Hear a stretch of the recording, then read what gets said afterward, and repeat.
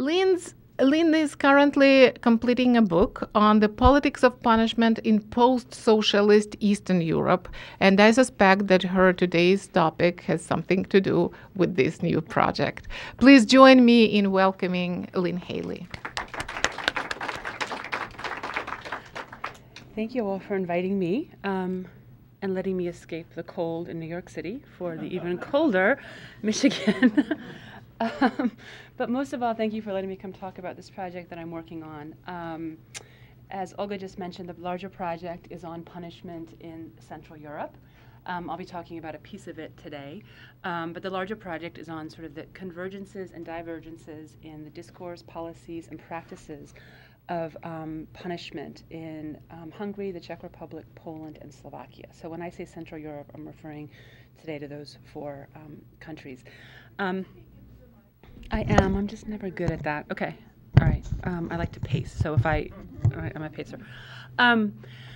So this is a bit of a change for me. As Olga just mentioned, my work in Eastern Europe or Central Europe has been on, up until now, has been on welfare mainly and gender, and my work on the U.S. has been on punishment. And so this work is a kind of confluence of those projects. But over the years, as I went back and forth to Eastern Europe for various reasons, I was struck by, of all the changes that were going on, the crime and the rising concern for crime was one of the most apparent. Indeed, the fear of crime really expresses itself now in the visual backdrop of many of the major cities in Central Europe. You know, gone are the monuments of, whoa, gone are the lights too. I will. It's fine. Okay. I'm not sure I can see my notes. So gone are the monuments to state socialism, replaced in large part by new images of crime and punishment. Newsstands overflow with periodicals that track, crime and how it's being dealt with by police. The nightly news track the criminal transgressions of the day and how law enforcement is grappling with them heroically. And then this media frenzy sort of feeds everyday talk about crime and punishment. So on public transportation, in workplaces, on family dinners, people talk constantly in Central Europe about the crime problem. Then there are the politicians in Central Europe. Rarely a major political speech goes by without copious references to threats to law and order. From the Kaczynski brothers, I guess it's brother now, in Poland, to Václav Klaus in the Czech Republic, to Viktor Orban in Hungary. Political speeches on crime are always combative and bellicose as democratic leaders try to appear as virile and I would argue as manly as possible. And their speeches usually end with calls for symbolic legislation designed to buttress these strong claims about crime. From castration laws for sex offenders to 3 strikes laws for repeat offenders. And this fixation with crime and punishment was somewhat surprising to me, actually. Not only because I'm going to talk about in a second, crime rates in Central Europe are actually shockingly low.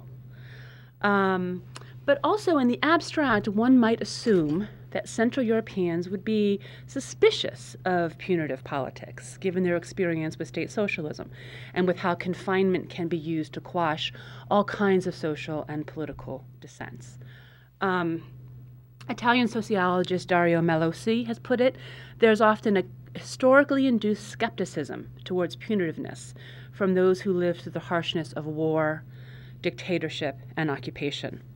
And certainly this occurred in post-World War II Western Europe, where in places like the Netherlands, some of the most progressive penal policies happened right after World War II in response to World War II. And so one could imagine that state socialism might have, or the carceral world of state socialism might have made Central Europeans less sympathetic to renewed calls for harshness. And yet it has not. And so this perplexed me.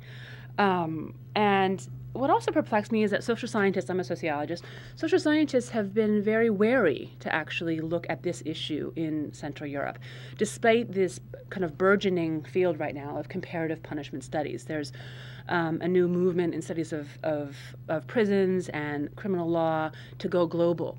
And so there's, volume after volume on South America, South Africa, all over Europe. But when it comes to Europe, the comparative line usually stops at Germany, as if everything to the east or after Germany is somehow a different case. We don't really understand what's going on there.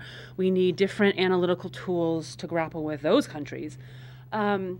And usually those tools involve, I would argue, a kind of past reductionism, where everything that occurs in East Central Europe somehow has to do with the past, with the communist past. As a very prominent Polish sociologist has argued recently, punitiveness in East Central Europe is an inheritance of the communist way of thinking, a kind of communist culture of control. And that really is the kind of predominant line right now when it comes to looking at criminal law, punishment, and criminal justice.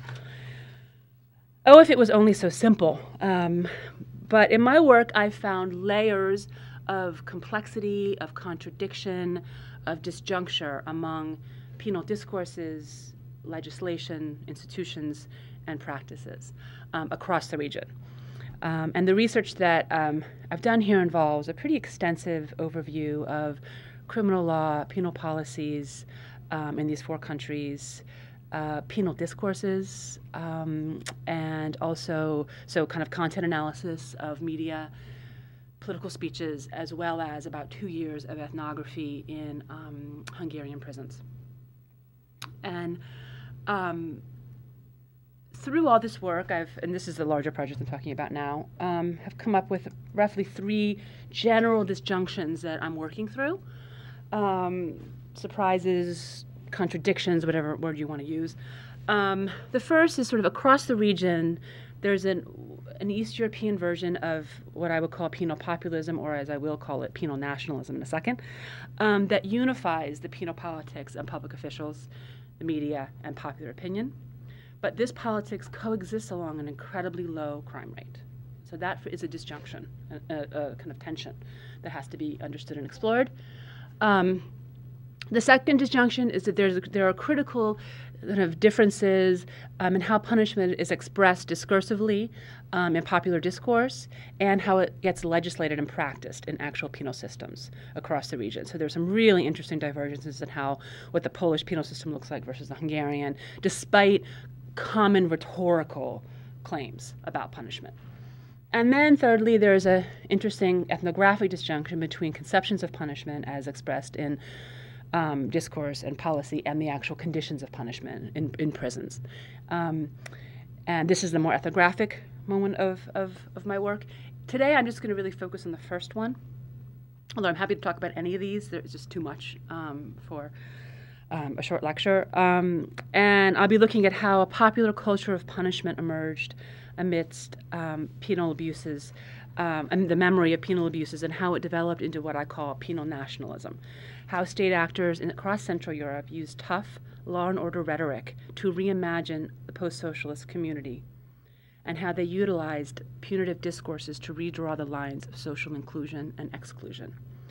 And then I'm going to use the example of the Roma, or Romani crime, to analyze the form and focus of penal nationalism, and sort of to flesh out how and why the Roma have become the paradigmatic case of the national criminalization of the other in Central Europe. The reasons why are the factors that make the Roma such a powerful and resonant symbol for this kind of politics. So the title of my talk is a bit misleading. I'm not concerned with Roma crime per se. By the way, that term is drawn from Hungarian, and there's actually a term in Hungarian called Gypsycriminality. Does anyone speak Hungarian here? No. Oh, yes. Did I say it right? Doganbűnözés. Okay. And it's used incessantly in the media by politicians, increasingly critically, but only recently and critically. And so when I use that term, I don't mean to offend anybody. I actually recently gave a talk in Budapest, a big, huge talk and there were lots of Roma activists there, and they were really offended that I was using this word. I don't mean to offend anybody. My interest in it is actually looking at the social production of that concept and how it's used politically. So let me just say that from the outset, so I don't get into trouble again. Okay, so to begin with, let's just step back and sort of look at the kind of context of law and crime in Central Europe. As I mentioned, based on statistical profiles, the kind of post-socialist world of crime and punishment is very contradictory and ironic. First and foremost, there are surging imprisonment rates across this region. In countries celebrating their freedom from state tyranny and oppression, forced imprisonment remains the social control method of choice. Many countries in the region now have imprisonment rates that exceed their state socialist levels, despite the political amnesties of 1990. So you see in Poland it drops, right, immediately. There were amnesties, more or less, in most countries. Hungary didn't have many people in prison for political reasons, so they didn't have a big amnesty program, but the Poles and the Czechs and the Slovaks did. And so there's a big decrease right after 89, and then it shoots back up again. And currently it actually exceeds, in those countries, state socialist rates. As a result, Central Europe now has some of the highest incarceration rates in Europe, surpassed only by countries further to the east, Russia, Belarus. You see the dark burgundy. Right, can you see on the top? I don't want to. Right up there. There's the up in the top corner is the index. But it's a clear line. You have the pink in Western Europe, you have the lighter red in Central, and then you have darker red. So it's a kind of a nice image of increasing punitiveness. Usually when you see imprisonment rates that high, you expect a relatively high crime rate. Now, the two are not necessarily causally related, but usually there's some correlation between a high crime rate and a high imprisonment rate. Not so in Central Europe. These high crime rates persist alongside of some of the lowest these imprisonment rates coexist along some of the lowest crime rates in all of Europe. So all Central European countries have crime rates well below the European average, often half of those of Germany, France, Italy. Actually, this is a great. Oh, sorry, I should have. See, I'm really, really bad with PowerPoint. I have all these slides up here, and I don't. So here's more on incarceration rates in Central Europe. If you care to look at different countries and where they come out, this is from '89 to 2008. You can see the clustering of Central European countries is between around 150 to 200. That's roughly the norm. This is incarceration rates per 100,000 population. And then in Western Europe, you see how much lower it is. It's usually almost always below 100. So it's really statistically significant difference between the East and the West in terms of incarceration rates. And then crime rates in Eastern Europe, they fluctuate. They're incredibly low in like Slovenia, but they're usually around between 2,000 to 4,000 crimes again per 100,000. This is the best image of it. Right, these are all West European countries. These are all Central East European countries. This is crime rate.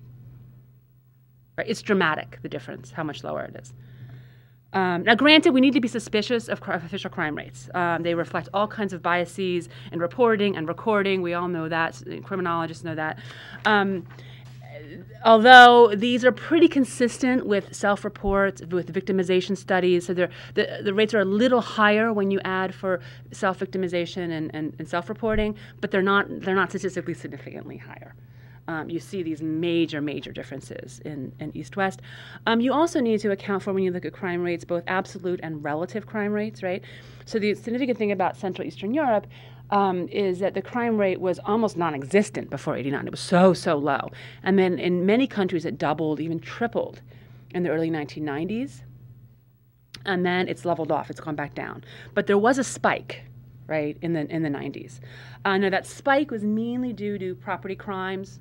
Actually, if I had more time and I went and fleshed this out more for you, the violent crime rate is even more significant, and the difference between Western Europe and Eastern Europe. It's much lower in Western Europe, violent crime.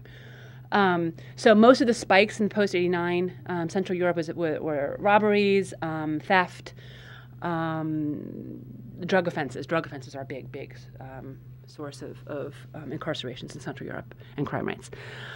Anyway, in the last decade, though, what's important about all this is that in Central Europe, the crime rates have leveled off, and they're basically at their 1970s levels in crime rates. Right, so they're very low now.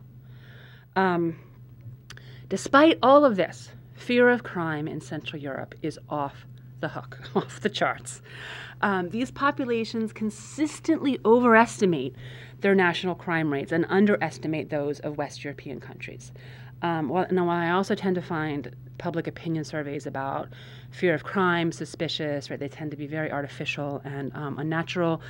They do consistently find that Central Europeans rank their country's crime rate way worse than anything in Western Europe. In Hungary, for instance, 67% of Hungarians insist that Hungary is among the 10 most dangerous countries in Europe, when it's actually one of the 10 safest countries in Europe. The same surveys find that Hungarians worry incessantly about being victims of crime. 80% of Hungarians surveyed feared they would be victims of violent crime, 62% of burglary, and 82% of auto theft, all in the next year, right? So and similar fears of crime plague the Poles and the Czechs and the Slovaks. In fact, in 2005, an EU study found Poles to be the most fearful of crime in all of Europe. They now share that coveted spot with the Hungarians and the Slovaks. So to summarize, in Central Europe, you have very low crime rates alongside of very high incarceration rates. And you have very low crime rates and very high fear of crime, right?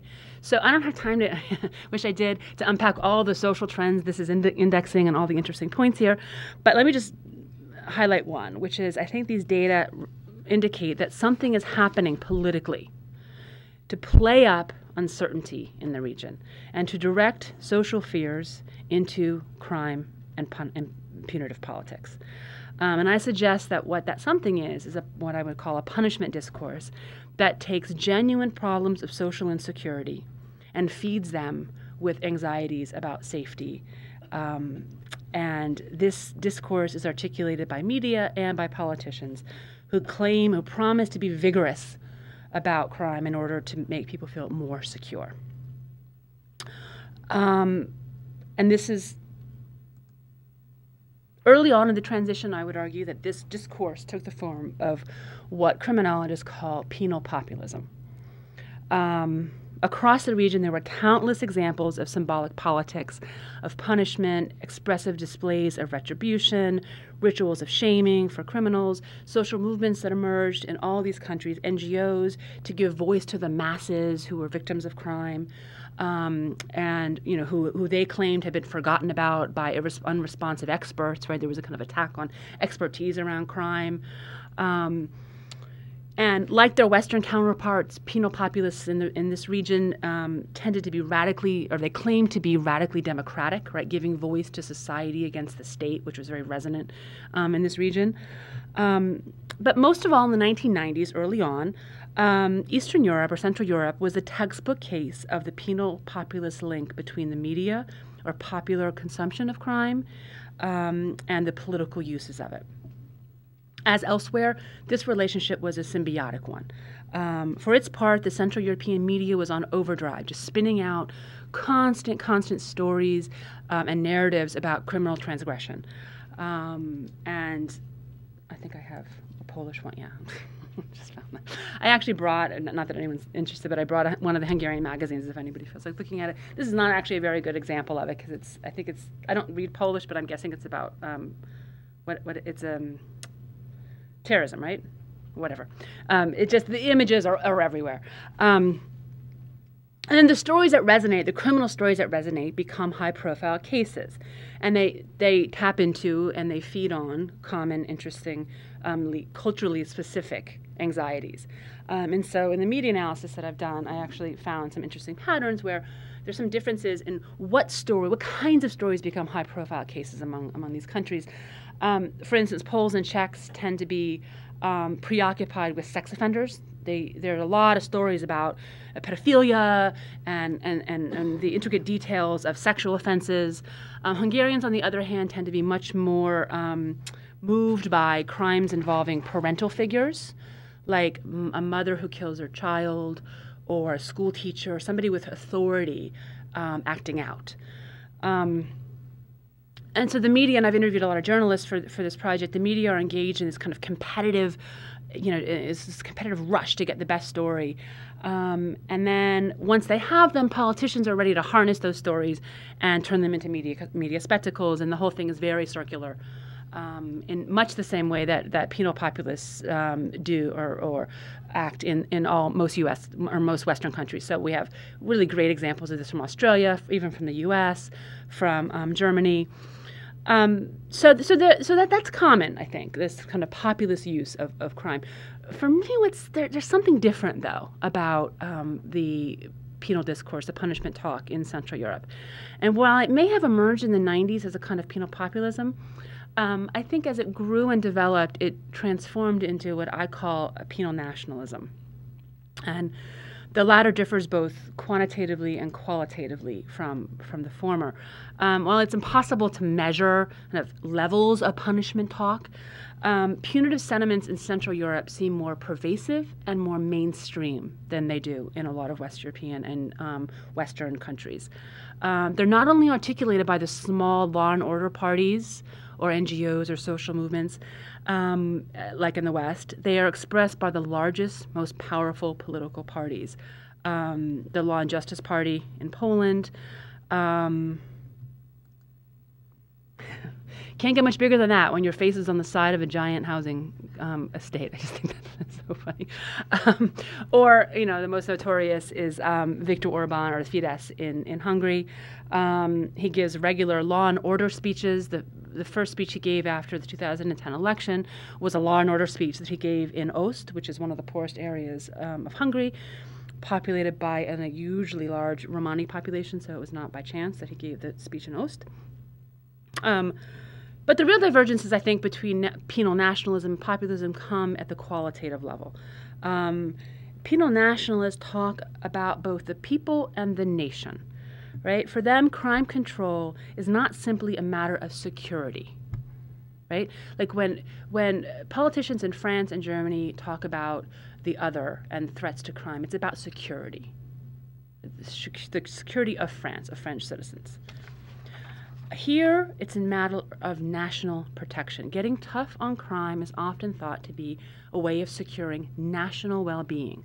Punishing criminals is articulated as essential to national welfare.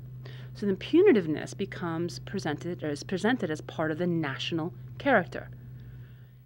So Polish politicians talk about it as being linked to the war on communism, or the courage to resist criminals is somehow in the Polish spirit. Václav Klaus talks about it as being in Czech blood. Or when the Hungarian governing party proclaims, as they always do in their political propaganda, Hungary is not the paradise for criminals. But there's something about national well-being that is linked to fighting crime. At other times, punitiveness is presented as the basis of national sovereignty. As if being soft on crime will somehow mean a loss of national independence and autonomy. For instance, a couple years ago, a young 7-year-old girl, they're always small children who are usually blonde. And it's a horrific story, so I don't mean to undermine the significance of it, went missing in Prague. And every Czech daily had a picture of her on the cover for weeks. And they finally found her. They apprehended the guy who took her, et cetera, et cetera. But in the process of finding her, Václav Klaus was all over the media, claiming that they were stealing our children. By the end of the week, when they found her within a week, by the end of the process, he began to argue for a swift punitive response as a way of signaling that they could not have their way with our children. And the they was always left unspoken, and I think on purpose, who was actually referring to with the they. So it shouldn't be entirely surprising that penal nationalists often take this politics one step further to mobilize some pretty frightening imagery. I don't want to do that yet, hold on. One doesn't have to dig very deep to uncover the fascist undercurrents, or to hear echoes of Hitler when Václav Klaus argues for a final solution to the crime problem, or when Hungarian politicians pontificate about the loss of law and order, cloaked in arrow-cross garb, pointing to maps of a greater Hungary, like these guys are. And penal nationalists are not usually too shy to say who needs to be eradicated here, right? The Hungarians in Slovakia, the Russian criminals in Poland, and of course the Roma everywhere. And all these references surface in the same speech. So Slovaks will talk about the Hungarian criminals in the same speech that they're talking about the general crime problem, right? And this is what I think makes Central European discourses more nationalist than those of their neighbors. How it conflates all possible others and categorizes them as worthy of the harshest of punishments. And indeed, many of their punishments are out of the European norm here. So they don't just incarcerate more people. Their penal practices are often more extreme. So I talked about the castration laws already in Poland and the Czech Republic. 3 other countries in Europe have castration laws, but they're optional. So prisoners can request to be castrated. In Poland and the Czech Republic, it's forced. It's for sex offenders. In Poland, for anybody who's been convicted of sexual offenses against children. It's compulsory. And they use it a lot. In the Czech Republic, they've castrated over 100 men, 100 prisoners already. Hungary doesn't have castration laws, but they have this thing called LWOP. I don't know if anyone of you know what LWOP is. It's life without the possibility of parole. It's the U.S. and Hungary are the 2 countries in the world that have it. And it's a sentence that you're incarcerated forever. You have no possibility of ever getting out parole. And the European Court just actually ruled it unconstitutional on the whole continent. And so there's a big problem with Hungary still having it. And after capital punishment is seen as the harshest. And some people argue it's harsher than capital punishment. So let me be clear here for a second. I'm not saying that Central Europe is the only region with harsh, often racist penal politics, or that a politics that's unique in othering those it punishes. That occurs all over the world, right? In many places across Europe, and certainly in the U.S., penal politics have become racist and xenophobic. That's not what it's not unique in that sense. And very, very harsh. What I'm emphasizing is the substance of the penal politics and how it appeals to the nation as it defines transgression. So criminal transgression gets scripted as a national problem. How the crime problem is conflated with historic crimes against the nation. And how crime prevention becomes an issue of national sovereignty and national protection. That, I'm arguing, is relatively unique, especially within Europe, to Central Europe. And that leads me to the Roma. Because I think the real paradigmatic case of penal nationalism is the construction of Roma crime. Oh, that's interesting. I'm not doing any of that. Okay. Because it's in Roma crime and the construction of Roma crime that many of the key preoccupations and anxieties of penal nationalism come to the fore. Its obsession with marking the other, the acknowledgement of social insecurity. Penal nationalism is very, very effective in folding in and merging different social concerns. Throughout the region, the Roma remain the cultural icon of criminality. Now, I say that with one big, huge exception, and I would love you to help me explain the exception, and that's Poland. And I know many of you know a lot about Poland. Poland doesn't have the same kind of racial politics around crime when it comes to the Roma. And I've been told, I've asked lots of people about this, interview people, I've been told it's because the Poles don't have any Roma. I know that's not true. Certainly it's at a lower percentage than the other countries that I'm looking at. But I think there's something else going on in Poland that, in fact, intolerance, racial intolerance towards the Roma is going down in Poland. It's gone down. It's the only country in Central Europe where it's going down. It's pretty much at a peak, at a very high level consistently in all the other countries. And it's been going down in the past 8 years in Poland. So it's an interesting case, and I don't really have an explanation for it yet. But in other countries, like in Hungary, they are worthy of their own word, Gypsycriminality in one word. Czechs don't use that term. Instead, they use brown Czechs. But they make similar cultural associations. In recent 83% of Czechs considered the Roma asocial and prone to criminality. 83%. And 45% think that they should be expelled from the country entirely. While Czechs tend to think that all Roma are criminals, Hungarians and Slovaks tend to think that all crime is done by the Roma, right? Over half, right? So surveys show that Hungarians think about over half of the crimes out there are done by the Roma.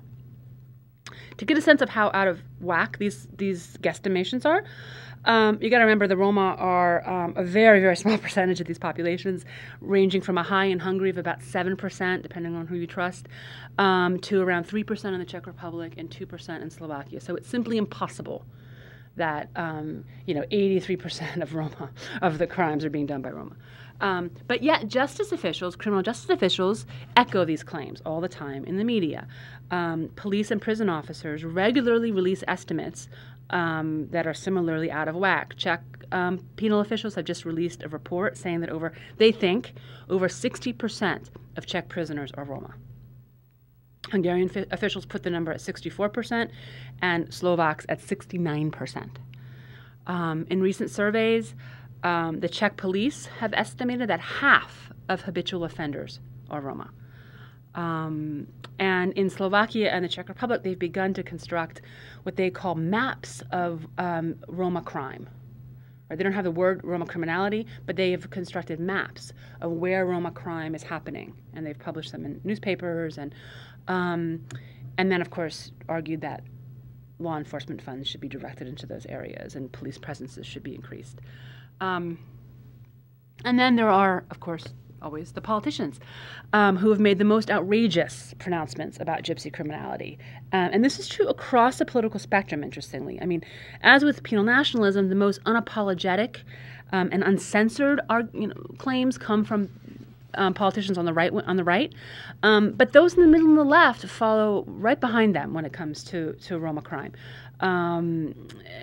I did a content analysis this past semester with a student from the CEU of Czech and Slovak media, and we found that it's only slightly less, the concept of Roma crime is used only slightly less in periodicals that are more left-leaning than in right-leaning. Again, the terms are a little bit more extreme in the right-wing media. Like this. This is a Hungarian political poster by Jobbik, and Cigánbűnözés is gypsy criminality, right? One of the things that they're going to do away with, as well as loitering. Just right, just a couple. And Jobbik is always the thing that we can point to say the unspoken.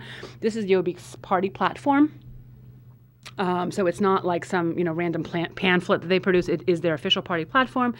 You can read it. I don't know if I have time, but you're right. It's real. It's a unique form of delinquency. It differs in nature and force from everything else. And I love this part, that there is recognition of gypsy crime. This doesn't say we're racist, because we're not blaming their genetics, right? As if you can only be racist if you blame genetics. Rather, it's their special socio-cultural background. And the way to deal with it is to change their norms, their culture, or to get them out, right? So why the Roma? Right? Why are they targeted as the icons of criminality? And why not other groups with actually stronger connections to criminal transgression? And those groups do exist, by the way. I would suggest that several things make the construct of gypsy criminality politically powerful, potent, and resonant, especially for penal nationalists. First is the kind of mythical quality of there's a mythical quality to the construction of Roma crime, indeed to the Roma themselves, right? And like all forms of nationalism, penal nationalism is based on an imaginary community. And the criminalization of the other, the Romani other, helps to create this community. It helps to constitute this community, solidifying imagined national values, cultural norms, and identities. And the Roma can easily become this other, for which this imagined community unites, around which this imagined community unites. Every one of these countries has an archive of cases that I'm tracking, of high-profile cases, where the perpetrator of a very serious crime initially points to the Roma actually as having done it, right? There's a recent case in Hungary where a man murdered his wife, and a lot of the evidence was actually destroyed because for the first couple weeks, the police were looking for this unknown Romani man who he claims had gone in and killed her, right? It turns out he'd done it, but he brought up the Roma. It was a Romani guy, and then they all went on that direction. Again, this kind of mythical quality of this scary person. There's a Slovak case of a 15-year-old boy who I guess was showing off or something and fell downstairs. I don't know what he was doing. I'm unclear about the specifics. But he went home and told his mom that the Roma had beat him up because he had bruises and stuff all over. This prompted big anti-Romani demonstrations in his town, et cetera, et cetera. And again, it turns out he had fallen down the stairs, but he could draw on this cultural symbol readily, right? The Roma did it. And in that sense, the Roma are the ideal displacement. Because notions of gypsy criminality can hook into cultural fantasies of the other. And that's largely because the whole concept of criminal transgression often signifies something deeper, right? Deeper than law breaking. We have the same thing in the US. The transgression of the gypsy criminal is thought to be multiple, right? They're thought to be many. There's cultural, there's economic, there's legal transgressions. Even human transgressions. As one Hungarian journalist has put it, actually a founding member of Fidesz, in a recent op-ed, gypsy criminals are animals who should not be tolerated or even allowed to exist. And so I think the links among the Roma's presumed transgressions can become a powerful symbol for penal politics. Second, and connected to this, one of the key fantasies, of course, about the Roma has always been their nomadism.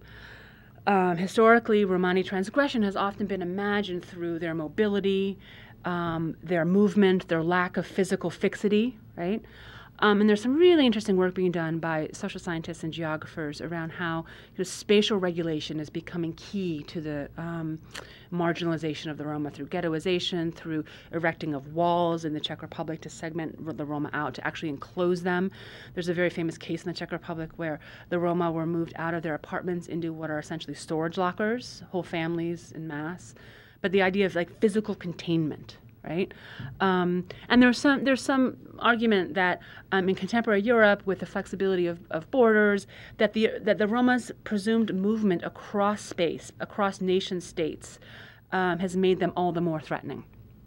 And that's the ideal subjects for penal politics, since nothing is more spatially confining than incarceration. And this leads me to the third least abstract reason why I think the Roma have become the cultural icons of penal politics. And that's because the myths and fantasies of the Roma are premised on no data, because they can't be premised on any data. There's no way to ground these arguments in any kind of empirical evidence, because authorities throughout Central Europe are banned from collecting any kind of data on the race and ethnicity of people connected to the criminal justice system. It's a law. The only data that can be collected that have race or ethnic indicators are anonymous data, like census data. And by definition, criminal justice offenses are not anonymous. So it's completely off limits. And according to many, and I've interviewed many lawyers about this, there are good historical and political reasons for this ban. In fact, the ban itself was a historical achievement in a lot of ways. Designed by those committed to protecting minority rights, right? In Hungary, for instance, it was born out of the 1993 law. There are the two articles that are significant for it. And it was designed to protect minorities from being marked and targeted. And many still insist, in fact, I would say the overwhelming majority of legal scholars and lawyers that I interviewed insist that these protections are still needed. Not just for historic reasons relating back to the Holocaust, right, and how the marking and targeting of minority groups and ethnic groups became the basis of genocide, but also given the political extremism of the region right now. The worry here is that collecting data would just consolidate stereotypes about the Roma, And so that shouldn't be done. And it would justify their discrimination. All that said, I want to make a case that these restrictions on data collection have had unintended consequences that have been really disastrous for Roma and have actually, more than anything else, underlined their continued iconic status as the criminal. Obviously, they've made it impossible to trace the actual incidence of crime by and toward the Roma. We have no data on that. Given the Roma's extreme poverty and marginalization, we can imagine that they're the perpetrators of crime at higher rates than they are in the population, but we don't know how high. We know certainly it's not the fantasy projections of these populations, but we can't counter those guesstimates with any kind of data. Nor can we analyze any patterns of discrimination in treatment in the criminal justice system, right? In arrests, in convictions, in sentencing, in carceral treatment. Without data on ethnicity, we only have a kind of a sense that they're overrepresented in these institutions. Again, wardens throughout the region say that 65% of their inmates are Roma. The Helsinki committees around the region, roughly, they think it's more around 30 to 40%. And in my ethnographic work, I would say it's about that. It's about 30 to 40%. Although it's an interesting dynamic because part of what happens with the kind of mythical quality of Roma is that everyone, if you're acting out in prisons, becomes defined as Roma, right? So it becomes this master status, right? So it's hard to actually nail down. But that goes back to the actual lack of data, right? And then the ban on data leaves legal advocacy groups who are fighting for the Roma at a loss when they try to make a case for discrimination against the Roma. And this is actually really, really important. For a variety of reasons, Romani groups, Romani rights groups, have in the past, I would say 10 years, decided on a legal strategy that's based on the US civil rights model, where they're doing a lot of impact litigation. I can talk about what impact litigation is later. But that kind of litigation depends on demonstrating discrimination. Right? That's the model. It's the model that we used in the U.S. And it relies on having systemic data on race-based discrimination. And lawyers can't do that in Central and Eastern Europe because they don't have the data. And so the kind of cases that they're bringing to the European Court of Human Rights are only in those areas where they have those data, or they can manufacture data that the court believes is reliable. And so they've done some work around the schooling of Romani kids because they have some data there, and also housing. But the criminal justice system is out because they have no data. And then the same is true of social science. Right? This concerns me the most. We're left without the ability to analyze patterns of injustice and inequality in a methodologically sound way.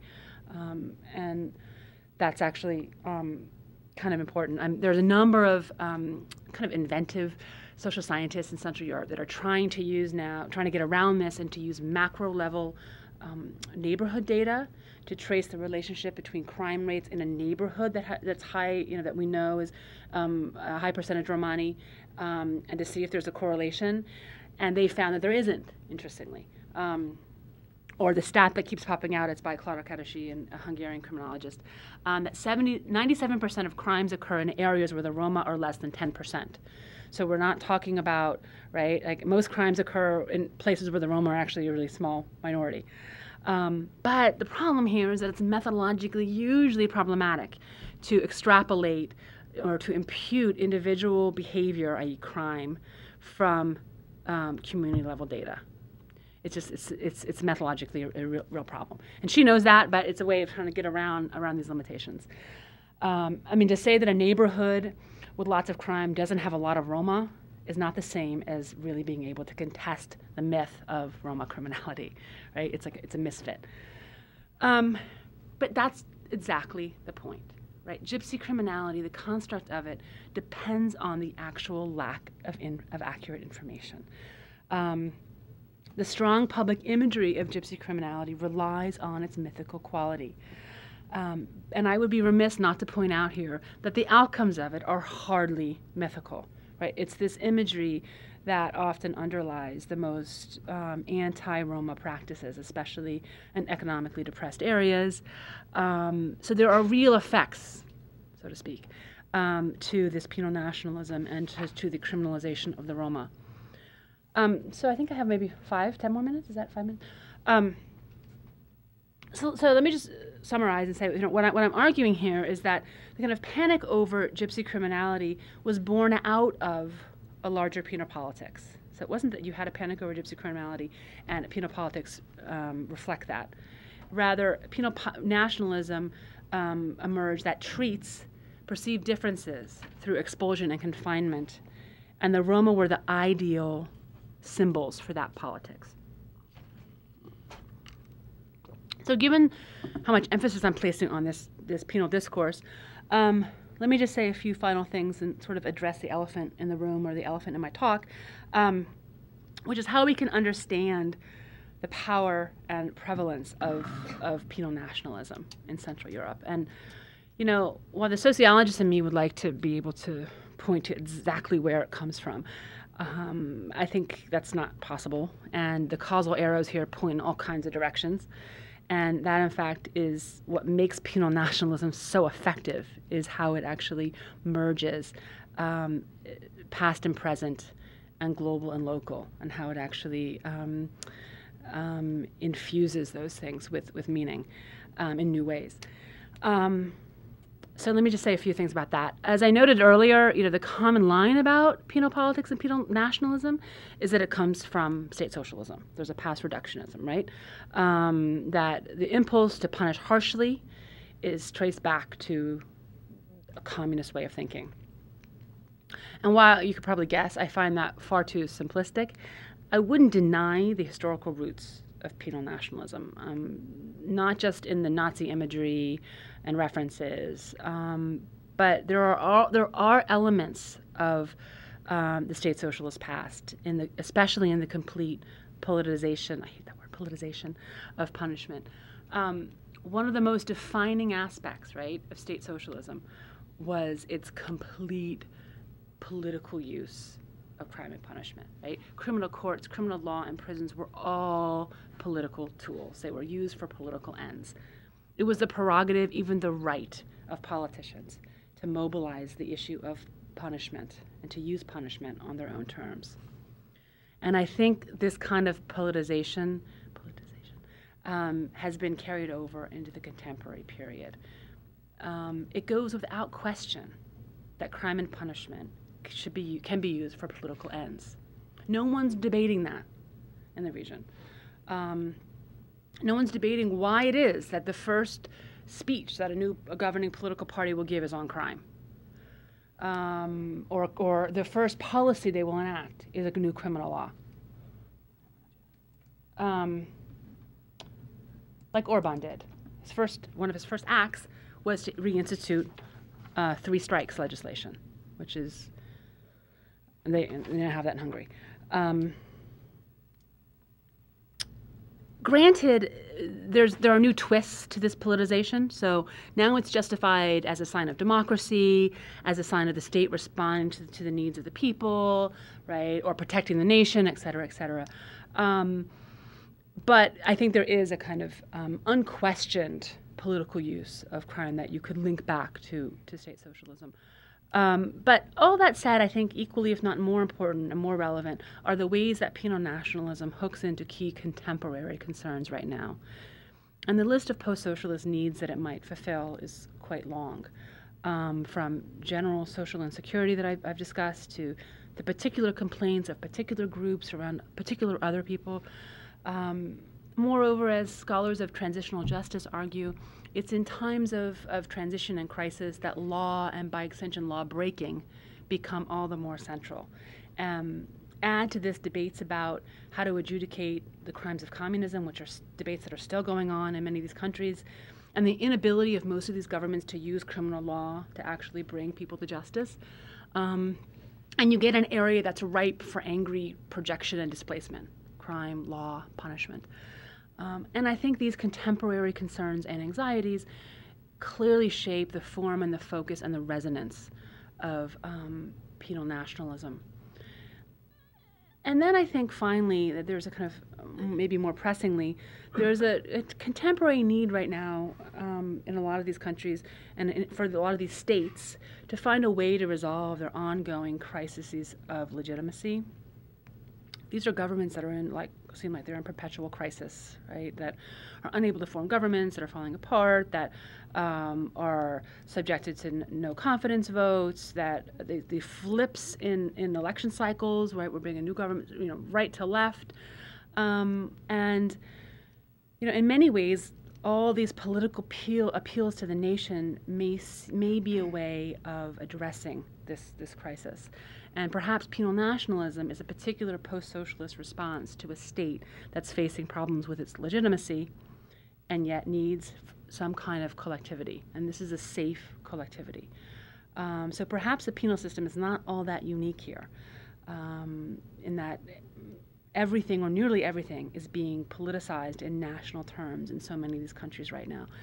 And so perhaps the work that the nation is doing here is not all that distinct.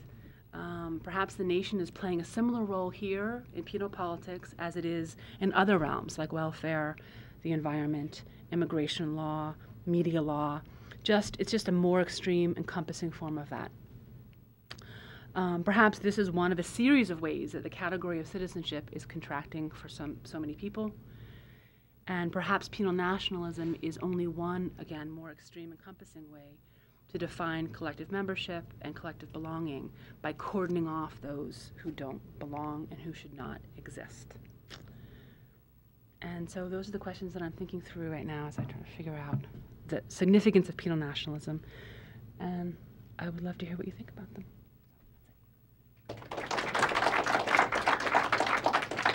You had a question? Yes. I want to say, first of all, fantastic lecture. Thank you. I enjoyed it, and I found it extremely informative on these different issues in Central Eastern Europe. My question is, there's been a lot in the news lately about the right wing in Ukraine and stuff like that. My question is, when you look at Ukraine and Russia, right, do you see this continued issue of the Gypsycriminality? I mean, is this a big problem? Yeah, so I got to punt on that one because I don't, I'm restricting my research was really on these 4 countries, and so, and there are probably people here that can answer that better than I can about the politics that are in Russia and the Ukraine. My hunch is, yeah, I mean, of course, right? I mean, I think you also see penal nationalism there, and in fact, from the few things I've read about Russia, the penal nationalism takes a religious tone that it actually doesn't in Central Europe. There's a kind of religious element to it. And given the kind of both the cultural, the economic, the legal transgressions that the Roma connote, if you add to that a religious transgression, then I can't imagine there would not also be the icon of criminality there. But I just, I don't have the empirical data, so I don't want to go, yeah. I think so. Yes. So I'm just coming from Bulgaria, so my perspective might be a little bit different. Uh-huh. But something I felt that was left out of the talk was this not only post-socialist but post-EU Right. sort of role that Central Europe's in, and I wonder how, because I know Ataka, which is this alt-right party in Bulgaria, is totally anti-Gypsy, Gypsy crime, also anti-EU, and talking about then there's some work that's done Peter Vermeersch on this issue of Roma privilege, and this issue of how the EU money is funding these Roma NGOs that are themselves becoming Absolutely. thieves. So this consolidation of thievery that even That's really links to interesting. EU. Yeah. So I'm just wondering if that comes into what happens in Central Europe. Absolutely. Yeah, it's really interesting. I think it definitely comes in this the kind of category that I was talking about, the nomadism, the kind of in between nation states, and then the link there is that because of that, there's this there's a policing of nation states that happens around the Roma that doesn't happen in other ways, right? And the policing being the EU, right? It's not actually, it's Council of Europe that polices around criminal justice. So there are 2 issues. There's how the EU plays into penal politics itself, which is an interesting question, right? Irrespective of the Roma, right? So the EU is very concerned about the high imprisonment rates in Central Europe and these, castration laws and these things that are out of sync with European norms, right? So there's a lot of politics going on there about how to reel Central Europe in, right? And especially around right now LWAP, because Hungary really is an embarrassment for the EU right now, that they still have this really, really harsh form of punishment. So there's a lot of politicking going on there. That said, most of the attention so far has been on that the EU and the money that the Council of Europe has spent on penal politics has been on prison visits and prison oversight. So they've done a lot of work trying to re-educate prison officials, penal officials on the ground. So that's yeah. But they have an important role in that, et cetera, different countries, and part of the way the kind of boldness that penal nationalists have, right, is that we're protecting our nation, right, from these kinds of interventions, right? Like we know what's a threat, right? But it's not usually policy. It's rhetoric, right? Now the Roma, that's where it all kind of gets. That's a different question, right? How they regulate nation states around the Roma, and that's a huge issue in Central Europe because it's been one of the most obvious, most explicit ways that. And that is the EU, have sanctioned countries, right? You can't do these kinds of things around the Roma. And, it is a way that politicians will sometimes, although it's not obvious, it's more kind of, it's more latent than manifest, will accuse the Roma of being kind of the paradigmatic European case, which always perplexed me, like why they would call, the Roma are Europeans. What? But it's this mobility, right, that you're talking about, right, that is threatening. And then the idea that they are held accountable for what they do to this national population in a way that other countries are not, right? So it's an interesting dynamic, the whole EU, right, like element to it. Yeah, I just wondered about the situation in Romania. Yeah, I know. Because Sorry. I think don't they have the largest population of Roma? Yes. And that has changed, at least. I'm just thinking when I went there in '73, the poorest people I'd ever seen. Right. In covered wagons with straw, and it was Right. raining and mud, and Right. And the last time I was there, then there were these beautiful blue houses. Sort of gingerbread and everything. I think they were unoccupied. What if they lived in them? They had to pay taxes. Right. Something like this. And I just wonder. Yeah, I wish I wish I could. I know I should be able to say something about the region, but yeah, I mean, when it fell down. I mean, I remember going. I was in Germany, and then they could get out. Right. They are, the Romanian Roma are the most mobile. But they have immigrated the most. They're the largest group of Roma that have moved around Europe, right? So it's actually really interesting. This is not your question, but I'll answer it. The French foreign minister just got in, I don't know if you've read this, huge trouble because he came out. The French have similar data restrictions, by the way. They can't collect any data on race and ethnicity in their criminal justice system. So he came out recently and said that the incidence of crime by Roma has increased 1,000% in Paris. So, but then in the speech, he then began to say, and those Romanians, like he was using Roma and Romanians interchangeably. The foreign minister, right? So, because they do have data in France on national origin and crime. So I guess this is a silly way to respond, which I honestly I don't know about penal politics in Romania, and I don't know how the Roma factor into it. But I do know that they become the icon. The Roma become the icon in Western Europe for all Romani issues, right? And there are the cases that are of deportation and all those things. They're usually Romanian Roma. But I don't know how it's factored into Romanian politics. Maybe somebody else does, or penal politics. Do you know? Yeah. Actually, it's pretty much the same, but there is this other component about EU making the Roma the criminals, so then Romanian politicians have proof to show Romanian. Oh, that's really interesting. I hadn't thought of that. Oh my goodness, right? So it's wow. Yeah, there is proof. You see, even the French think that they're criminals. Exactly, and also there are instances when That's just Romanians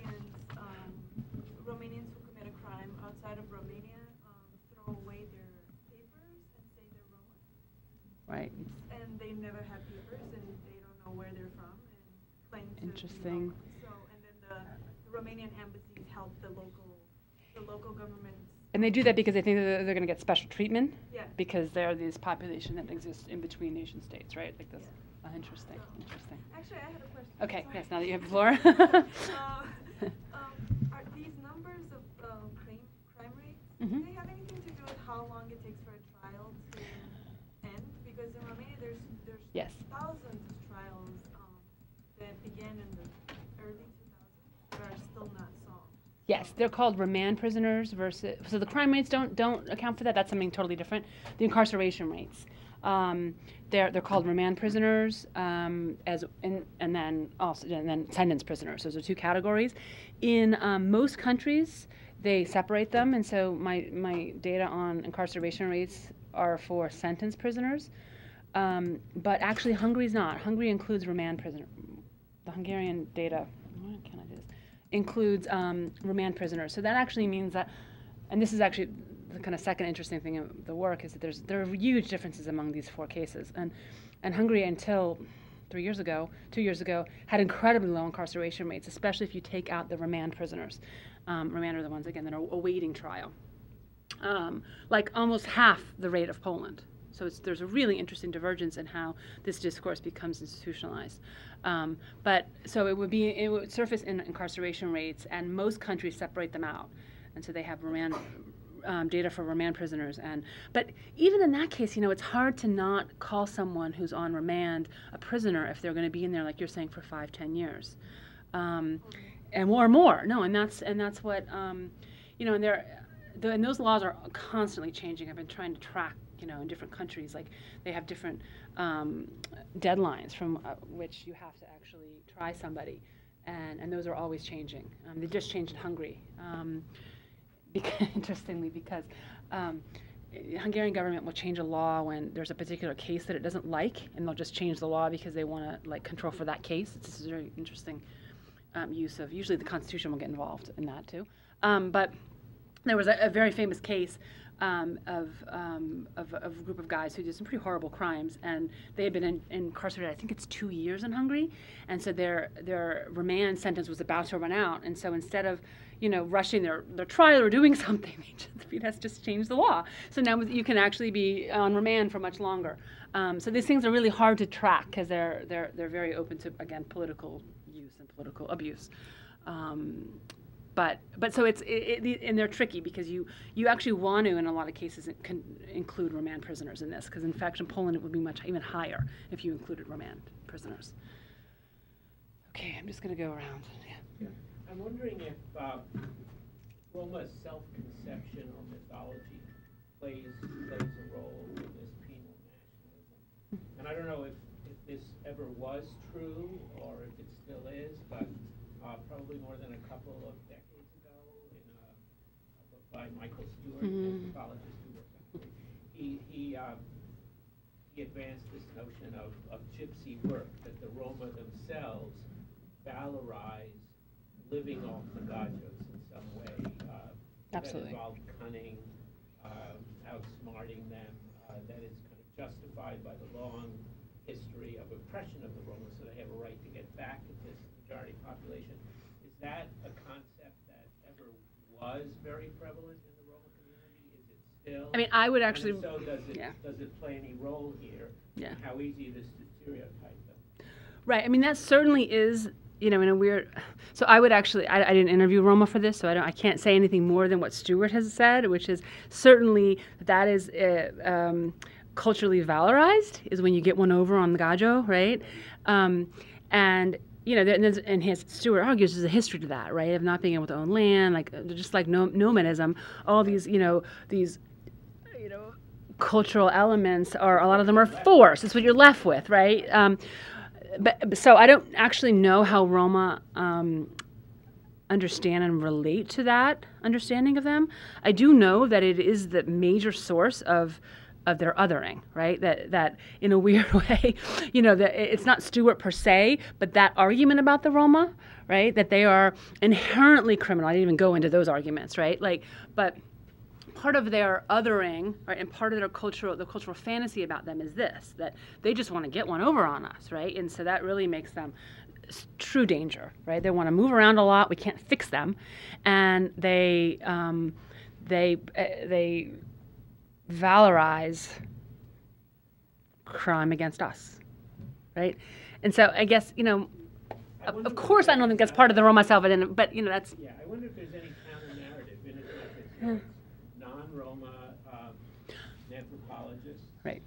who've largely written about it, and when you encounter it in fiction or cinema, where you encountered it even more strongly, it is typically not Roma screenwriters, directors, authors. Interesting, yeah. Who are doing... The interesting counter-narrative right now, at least in Hungary, is it's not by Roma either, but there's now a term called Hungarian criminality that they're trying to use, right? So that there's Gypsycriminality, right? And then Hungarians who are trying to subvert that, and you can't with any data, are kind of doing it in a humorous way by saying, no, it's Hungarian criminality, because actually Hungarians commit crimes much more often than Roma. So, you know, that's a kind of counter-narrative, but it's not a Rwanda counter-narrative. And of course, I mean, if you look at the legal briefs and the activist work being done by the Roma, of course they're contesting it. There is a counter-narrative, of course. But, you know, whether it's actually seeping into, as your question was, like the Romani self-identification, I just don't know. I can't. Just on that, there's another anthropologist who worked at OESI who pointed out that the Serbs actually admire precisely these qualities. Oh, interesting. That they attribute to the Roma. Well, that's actually another interesting point, right? So Like, the majority yeah. and projecting certain things on the minority right. themselves. Right. Well, that's really hard to empirically substantiate, but I certainly kind of feel that in the region. Like getting one over on somebody else, and certainly getting one over on the state, is valorized. Like, you know, and so that they focus on those aspects of the Roma that in fact reflect or mirror their own bad behavior. Yeah. Thanks. I had a question about gender and the gender. If you saw gender dimensions of these discourses about criminality, is it generally men? I assume are imagined to be criminals, women. What kinds of crimes map onto each gender, and if there's regional or national variation in that too, and if there's a possible link to gendered forms of national or gendered construction of nationality, since you're making a link between the kinds of nationalist Right. kinds of constructions of the nation that are going on, and those are gendered in particular ways. Are there links on the gendered dimension?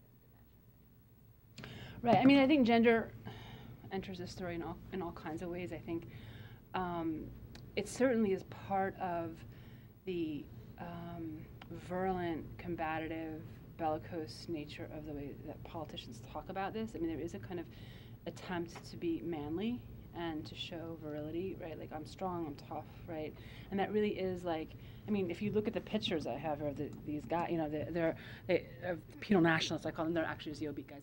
Like, there is a kind of a masculine tone to that politics. And like everywhere, there's a kind of sense of, we're going to take down the tough guys, right? Like, it's a battle over different kinds of masculinities.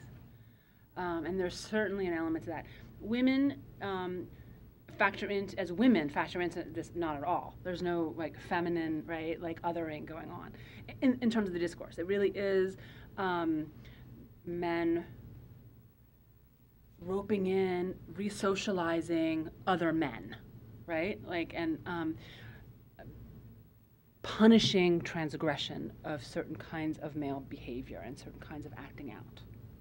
So and I should have said this, you know, the icon of the criminal is really a male. It's a masculine Romani guy. Now, that said, there is, right, the fortune teller, the other kind of, you know, but that's not what's getting discursively used and abused, right, politically. So clearly there's a gendered and a masculine dynamic to the way that this rhetoric is formed, is used, and resonates, right? Like, interestingly, you know, in all the cases that I talked about, these high-profile cases, the Roma did it. It's always a Roma guy, always. A young guy who came in the middle of the night, right? It's not almost ever a Romani woman, and the attacks also are usually against Romani men. Very few cases do you have attacks against, I mean, children, but not usually women with children. It's men with children. So it really is a.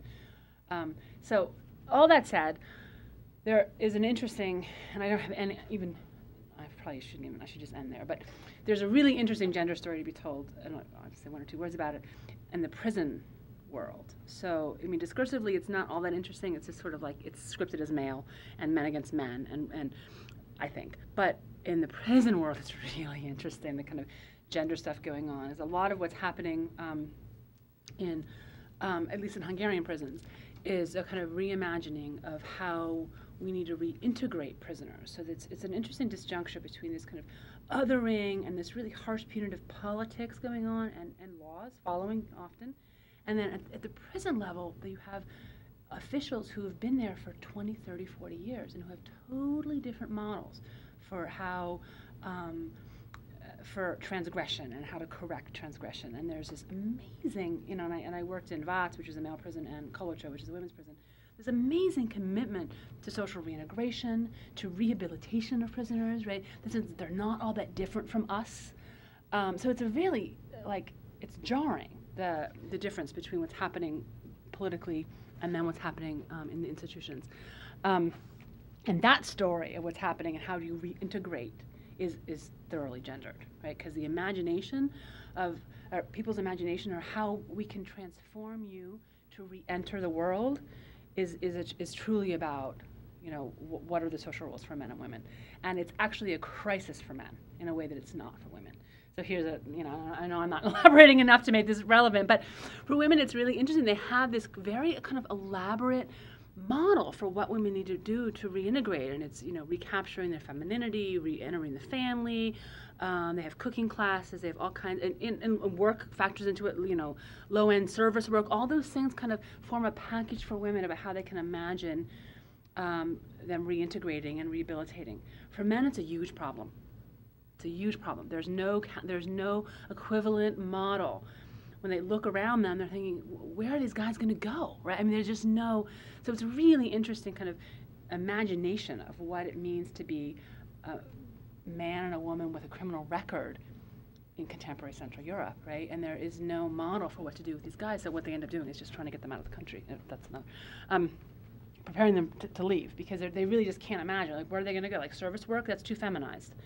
Heavy industry, it doesn't exist anymore, right? I mean, so it's a very complicated kind of project for them to try to reimagine reintegration for guys. Yes. Ryan. As I understand what you're saying, you present this idea of penal nationalism as a Central European variant of penal populism. I don't know about the entire region, but I do think that in the Polish case, they rather simultaneously exist as competing alternatives to That's interesting. and I mean, the examples that you were citing from the Polish case all came from the Kaczynskis, right? All came from Law and Justice, which clearly does employ that framework. Of course, they're not in power. They're not the ones instituting these harsh penal laws, although they did during their time in office, certainly. But when you listen to Donald Tusk and other politicians from the governing party, it's not penal nationalism, at least not that I've ever heard. It is the penal populism. So there's definitely this idea that we want to get tough on crime, you know, because that's in the interest of the people, all this. But that nationalization of it is actually something that they use as a point of differentiation. That's say, interesting. oh, you know, the crazies in Law and Justice want to think that everything's a conspiracy against Poland. We, of course, are civilized European conservatives who don't think like that. Right. But who pass castration laws, just saying. But not because or right. Well, as an anti-drug campaign. And they use a different justification rhetoric that posits it much more similar to what you would hear from right-wing politicians here in the United States. That's interesting. And then the other wrinkle is that it's not across the political spectrum in Poland in the way that yours. Really, it's not. Not the least. No. Well, no. It was, for me, it was The Roma was across the political spectrum. The penal nationalism was not. It was a particular form of, right, that. Roma would definitely not Well, be right, and I that. guess that's, I mean, I would love you to reflect on that, because I don't know, I mean, it just seems like there's nothing about Poland that would make it substantively not a useful symbol there, right? Well, the drastically smaller size of the Roma population. That's what people always say, but I don't know. It's absolutely a viable rhetorical device in specific localities, right? Where they're higher. Where they're higher, but it hasn't been deployed on the national political stage anywhere near the same effect. And I think it might be. And it also is that Poles have other enemies. Well, right. There's other They all do. They other imagine, but other that's Poland right. Hasn't really traditionally been, it's been the Jew, not the Roma. Right. And that remains true even in the absence of Jews, relative absence of Jews. Right, but it wouldn't. You wouldn't mobilize Jews as a threat to safety in the same way. Sure you would. You would. Absolutely. Really? In the 30s and 20s. Well, no, I mean now. I'm talking about now. Yeah, of course, in the 20s and 30s. No, I mean now. I mean, so what's unique or useful for the Roma about the symbol of this is the multiple transgressions that happen, and so you can move among the transgressions. Like, yes, it's law breaking and it's cultural and those seem to be alive and possible in Poland too, even if the numbers are smaller, right? And I'm not sure you have the same kind of confluence of these multiple transgressions in like Russian criminals. Maybe you do, but then it would be national. Then it would be like, you see, national. Really? I've not encountered that outside of the very specific frame of one political party, right, which is a minority. Well, right, it's a minority now, but I mean, well, whatever we can. But it's a good point about the coexistence. I'm going to try to get the rest of you. I sort of have a response also to something that people were saying earlier. My work is on media and a little bit of health intervention, but I'm shifting more and more towards advocacy, and my focus has been on Romania. And I've been conducting a lot of interviews, and in the past, when I've looked at the media discourse in the context of the Western Europe's panic around refugees and whatnot, what I have found a little bit different than what she was saying is that Romanians were ready to sort of stand by the Gypsies' non-criminality when they were collapsed with Romanian. So when in the West they were saying, oh, these are all these Romanian Romas, Romanians, they were using it interchangeably, then Romanian politicians, as they were quoted in the media, were kind of like, whoa, what are you saying? Right, so suddenly. Yeah, so that was that interesting phenomenon that I noticed. But my question was going to be, as you were talking a little bit about reincorporation into society, and somebody was talking about the sort of self-assumed role as the criminal, I've been really paying attention to self-internalized racism, and a lot of the advocates have been bringing that up as something that they've been working on, whether it's in the education or health field.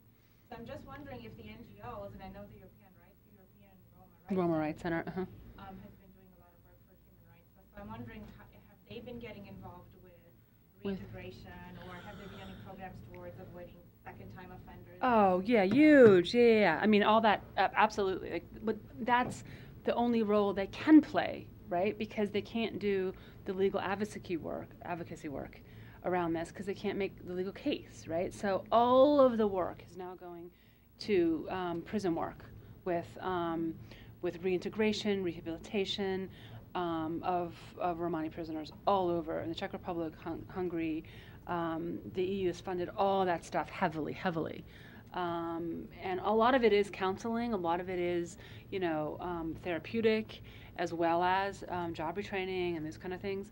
Again, the limitation of that is that the focus is on the individual prisoner and not the world that prisoner is being reintegrated into. And so you can, and I say this on my other work in the U.S., you can do everything imaginable to change a head, but if that head goes into a world that it hasn't changed, it's not going to go anywhere. And so the thing about having the mark of a criminal record in Central Europe is it's in your identity book. Like there's a mark there. And so when you go to get employment, they can ask you for it. It's a law, and you have to show it. And so the mark of a criminal record is something you really can't hide. And if you have the strike of a criminal record and you're Roma, it's simply impossible to get employment. And so, you know, all the work that the EU likes to fund with getting, you know, drama therapy around the Roma in prisons and stuff, that's great, and and prisoners really do like it. Like, you know, I taught, my role in the prison was teaching English, and they love those programs. But if we're preparing them personally for a world that is not going to respond as such, it's actually quite devastating, in fact. I think we should. Great, thank you. Thank Aline for the wonderful presentation. And I see that there are people who have more questions. Maybe you will continue after we finish. And thank you so much. Thank you. Thank you.